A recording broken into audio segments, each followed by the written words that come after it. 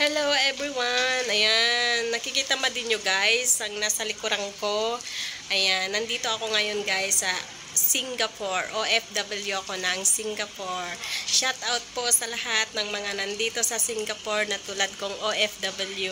Guys, nagpapasalamat lang po ako sa lahat ng aking mga followers. 386 followers. Thank you so much po. Hindi ko po lubos nakalain na magkakaroon po ako ng 386 followers ngayong araw na ito. Yun po, opo, ngayong araw na po ito. Kasi po wala po talagang followers itong YouTube channel ko. At take note guys, 4 years na po siya na nandyan lang. Kaso hindi lang po ako nag-upload kasi hindi pa po ako masyadong magaling sa camera at higit po sa lahat mahiyain po talaga ako. Pero ngayon, kinakapalan ko na po konti yung pagmumukha ko.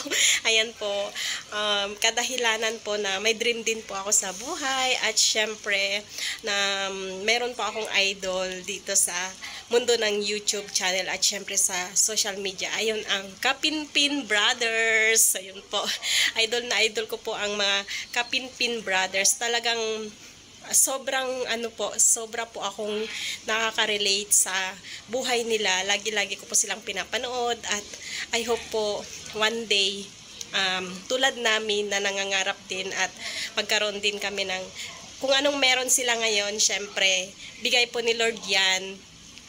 Pag binigay sa'yo ni Lord at pinagkaloob niya sa'yo ni Lord, bakit hindi? Di po ba? Walang imposible kay Lord. Kaya maraming salamat po sa lahat ng followers ko na nandyan po na nakaantabay po sa aking mga ina-upload na shorts video.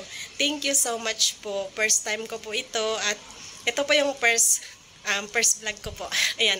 Maraming pong salamat. I hope na andyan lang kayo at mag-stay lang kayo lagi dyan. Ayun po. May kasabihan po tayo kapag tayo ay may sipag, tayo ay may nilaga. Hindi po ba ganun po yun?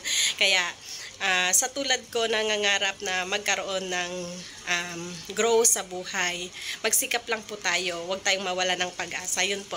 At syempre, kailangan po natin mag-pray kay Lord at kung ano yung hihilingin natin, matutupad po yun. God bless you all po at maraming salamat po sa aking 386 followers at counting pa po tayo. Maraming pong salamat.